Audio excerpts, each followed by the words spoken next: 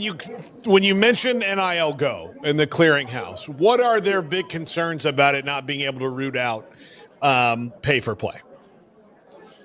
Well, I spoke with the Boise State athletic director, Jeremiah Dickey, today, and he kind of had an interesting, I'm not going to remember the quote exactly, but he kind of talked about the return of the brown bag deals. $100 handshakes.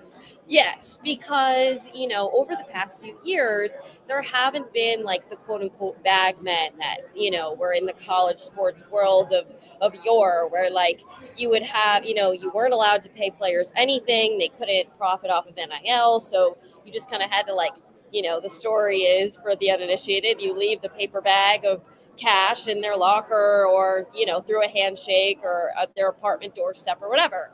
That hasn't really needed to happen because you just call it an NIL deal over the past few years. Now, with this clearinghouse, there's this adjudication model of scrutinizing deals and asking, are they pay for play or are they fair market value? What is fair market value? We don't quite know, actually. We're not sure that anyone even deciding what fair market value is legal. But assuming that it is now, some athletic directors are wondering, okay, does that mean that the brown paper bags are back?